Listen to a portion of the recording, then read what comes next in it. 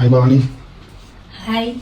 ఈరోజు నిన్న నైట్ వచ్చేసరికి నైట్ 1:30 అయ్యిందండి. పూజ అయితే ఇక్కడ చేసుకున్నాను. మొన్న అమ్మవారిని వెళ్ళేటప్పుడు కదిపేసి వెళ్ళాను కదా, అఖండ దీపం కూడా ప్రాపర్గా కొండెక్కిపోయింది. నేనైతే చాలా హ్యాపీ. అండ్ నేనైతే అమ్మవారిని ఎందుకు పైన పెట్టేశానంటే నవరాత్రుల పూజ చేసుకుంటానండి, కాదనట్లేదు. కానీ ఆడవాళ్ళ ప్రాబ్లం తెలిసిందే కదా, ఈ మధ్య నేను అవ్వకూడదని 3 రోజులు మాల అందుకే వేశాను. కింద సంవత్సరం అనుకున్నాను ఎలా అయినా మాలేస్తానమ్మా అని, అందుకే వేసుకున్నాను. అమ్మవారిని తెల్లవారిసరికి కదిపి మళ్ళీ అభిషేకం చేసి అమ్మవారిని యథాస్థితి స్థానంలో పెట్టేసుకొని ఈ రోజు పూర్తయితే కంప్లీట్ చేసుకున్నాను. ఈ రోజు మహిషాసుర మర్దిని అవతారం రెడ్ కలర్ కాబట్టి అమ్మవారికి ఎంతో ఇష్టమైన పులిహోర పరమాన్నం నైవేద్యం పెట్టి అండ్ రెడ్ కలర్ ఫ్లవర్స్తో మందారం పువ్వుతోని పూజ చేసుకున్నాను. ఈ రోజు నా పూర్తయితే ఇలా అయింది. చాలా మంది చాలా డౌట్స్ అడుగుతున్నారు కదండి. మాల వేసుకోవచ్చమ్మా, మొదటి 3 రోజులు వేసుకోవచ్చు, చివరి 3 రోజులు కూడా వేసుకోవచ్చు, ప్రాబ్లం లేదు.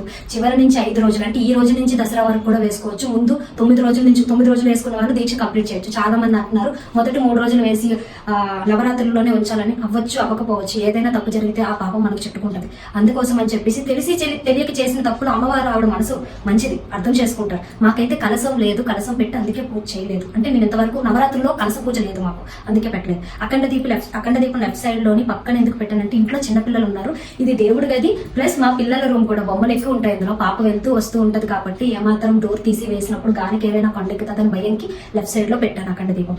ఇంకో విషయం, భర్త లేని వాళ్ళు మాల వేసుకోవచ్చు అని అడుగుతున్నారు. మా అమ్మగారు ఈ సంవత్సరంతో 9 సంవత్సరాలు పూర్తయ్యాయి మాల వేసుకుంటూ, ప్రతి నవరాత్రులకి వేస్తారు. నాకైతే నాన్నగారు లేరు, చనిపోయి 10 సంవత్సరాల పైన అవుతుందండి. అమ్మవారు ప్రతి ఇయర్ అమ్మ అయితే ప్రతి సంవత్సరం వేసుకుంటున్నారు. అమ్మ ఏం చెప్పిందో దాని ప్రకారం నేను పూజ ఫాలో అయ్యాను. ఆవిడ కన్నా గురుమాత ఇంకొకరు ఉండరు, గురుభవాని.